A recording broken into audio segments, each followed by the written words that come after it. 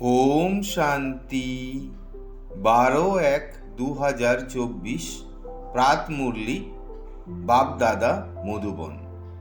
বাবা আজকে বললেন, মিষ্টি বাচ্চারা নিজেকে আত্মা মনে করে আত্মারূপী ভাইয়ের সাথে কথা বলো। দৃষ্টিকে এই রকম পাকা করো, তাহলে ভূত বিকার প্রবেশ করতে পারবে না। কারোর মধ্যে বিকারের ভূত দেখলে নিজেকে সরিয়ে নাও। আজকের প্রশ্ন, বাবার হওয়ার পরেও বাচ্চারা কেউ আস্তিক তো কেউ নাস্তিক, কেন?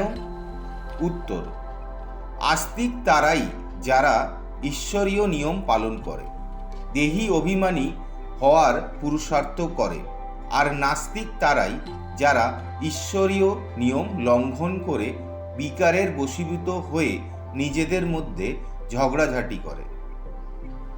আস্তিক বাচ্চারা দেহসহ দেহের সব সম্বন্ধ থেকে বুদ্ধিযোগ সরিয়ে সবাইকে ভাই ভাই মনে করে। নাস্তিকেরা দেহ অভিমান নিয়ে থাকে। ওম শান্তি। ধারণার জন্য মুখ্য সার। 1 নম্বর, ঈশ্বরীয় মতের বিপক্ষে কোনো কথা বলা উচিত নয়। কারোর মধ্যে যদি ভূতের প্রবেশ হয়ে থাকে বা দৃষ্টিতে অপবিত্রতা থাকে, তবে তার সামনে থেকে সঙ্গে সঙ্গে সরে যেতে হবে। তার সাথে বেশি কথা বলা উচিত নয়। 2 নম্বর, খুশিকে স্থায়ীভাবে ধরে রাখার জন্য অধ্যয়নের প্রতি সম্পূর্ণ মনোযোগী হতে হবে। আসুরি গুণকে অপসরণ করে দৈবী গুণ ধারণ করে আস্তিক হতে হবে। আজকের মধুর বরদান হল, নিশ্চয় আর নেশার আধারে সকল পরিস্থিতির উপরে বিজয় প্রাপ্তকারী সিদ্ধি স্বরূপ ভব। যোগের দ্বারা এখন এমন সিদ্ধি প্রাপ্ত করো যাতে অপ্রাপ্তি ও প্রাপ্তির অনুভব করাবে। নিশ্চয় আর নেশা সকল পরিস্থিতিতে তোমাদেরকে বিজয়ী করে দেবে।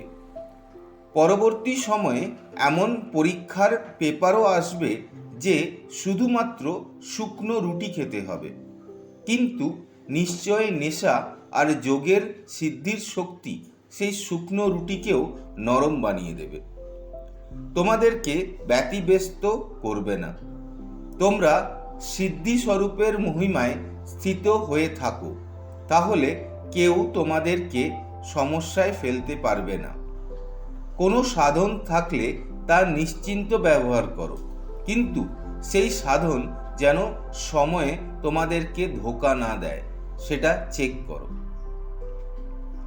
আজকের স্লোগান হলো, নিমিত্ত হয়ে যথার্থ পার্ট প্লে করো, তবেই সকলের সহযোগ প্রাপ্ত হতে থাকবে। শুক্রিয়া বাবা। ওম শান্তি।